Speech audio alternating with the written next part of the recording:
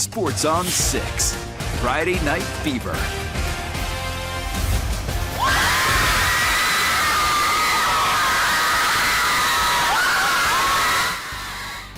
Thank you very much to the Bellevue West Spirit Squad for kicking off tonight's show. Hello, everybody. It is another week of Friday Night Fever. It is the first week of the 2025 season. Clayton Collier, Mason Kern here with you. Mason, actually, the high school football season started yesterday. Right. We were a little bit busy over at Arrowhead Stadium. Just a bit. Nice little appetizer for the Friday Night Fever. I don't know if I told you, I met Taylor Swift, by the way. Yeah, I think that was a pretty fan favorite game. Obviously, a lot of celebrity flair in Arrowhead, including Clayton Collier in the building. And now we're back in the Omaha Metro for some high school football. I didn't meet Taylor Swift, but I did see a lot of terrific Friday night football. Let's get to it with our game of the week. We have two of the top-ranked teams in the state. That's Bellevue West hosting Omaha Central. The Thunderbirds student section in mid-season form. So is Central's five-star safety and Husker commit Torrey Pittman III. Now remember, I said safety. Look at this. Will Anderson decides to run. Pittman comes from behind, snags the foot. This guy is for real. That was a wow moment. Second quarter, no score. Central in the red zone. Bernard Newsom Jr. scrambling right. Finds senior Caprice Keith for the touchdown. It's 6-0 after the missed PAT. Second quarter we go. T-Birds turn. Let's count the broken tackles together. 1, 2, 3, 4. I'm bad at math. 5 and 6. He's in for the touchdown. Tristan Jerez James working for every inch of that 24-yard score. Omaha Central, though, goes on to drill a 40-yard field goal with 17 seconds left. The Eagles fly out of Bellevue with the win, 29-28. Very exciting start. Gretna, though, playing Elkhorn in a rematch of last year's opener. The Dragons took that one by 10, but it's a new year with new beginnings for both teams. Student section's fired up, and so are we. Let's get to the football. Barron Clevenger launching one deep. It's slightly overthrown, and Gretna's Bryce Lakers comes up with the pick, looking like LA Showtime with the sweet hands. Dragons take possession, but exactly one play later, momentum flips and the Antlers take it right back. Off the tip drill from Michael Knudson's pass, Reed Steck makes the grab. It's 14-all until this field goal from Cooper Sutton. At last check in the fourth, Gretna leads this game 51-23.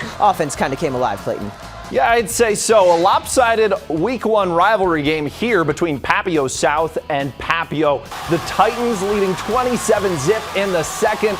Derek Jones already with 3 rushing touchdowns. They're like, all right, guys, how do we keep this interesting? Well, how about some trickery? Grant Breckenhauer, Brady Alderson, and, oh yeah, this guy Derek Jones from the air this time. He's been in the house so much, they're going to start charging him rent. 35-0 Titans. Now, Papio South's defense took it from there. Andrew Cook, Gage Burke combining for the sack. The Titans steamroll their rivals 41-14. Derek Jones, 5 scores in the game, Mason. Pretty incredible stuff. Now Benson back in action after cutting its last season short last year. The Bunnies welcome Burke to start the 2025 campaign. They're down 19-0 in the second quarter, trying to make a play down the field, but Burke makes a defensive stand. John Ruiz skies up and comes down with the pick. He turns the other way and sets up great field position before finally being brought down. Bulldogs make good on it shortly after. Handoff goes to Carnell Dangerfield. He's a dangerous man with the ball in his hands, folks. Couple cuts leads to a touchdown and a 26-0 lead. Bunnies get a nice gain here from Nemu, but it's all Burke tonight. Bulldogs get their first win of the season on the road, 45-9. From up north to out west, we go to Class C, Ashland Greenwood and DC West. The first quarter, the Falcons quarterback Trey Olson on the run. He'll complete to Nolan Usher for a DC first down. Now they come up empty, so it's the Jays' turn now.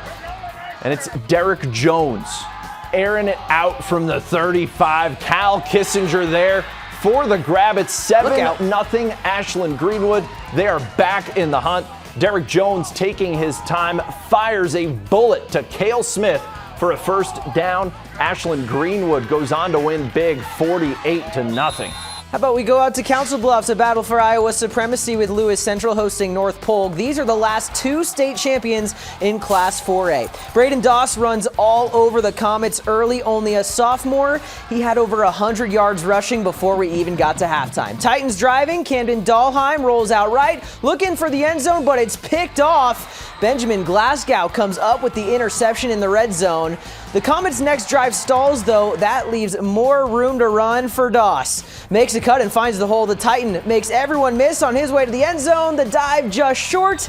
Cameraman, a.k.a. me, takes a big hit, but we're fine in time for the Dahlheim touchdown. North Polk, though, roars back. It's a close game. Titans fall 27-24. Don't go on workman's comp anytime soon, Mason. Here's a look at some of the other Class A scores going on. Millard South out in Las Vegas against Arborview. They're a big time 42-7 at half. Omaha Westview shutting out Omaha South 52-0. Columbus with the 31-10 win over North Fork. Fremont up 40-7. They go on to win over Bellevue East. Lincoln Northeast with a commanding win over Northwest. And Lincoln High edging out Omaha Bryan out in the capital city. Here's a look at some of the other scores around Class B now. Blair winning an overtime game over Lincoln Standing Bear. Gretna East also takes a close one over Seward. Ralston big winners over Lincoln Northwest. Scott, the defending Class B champs, lose a big one to Norris. And then Elkhorn North shuts out Lincoln Pius X. This reminder, tonight's scores can be found on FirstAlert6.com and the 6 News app. Highlights are being posted right now. Now, one more Class B game to go before it's all over. Stay tuned for more highlights when Friday Night Fever returns.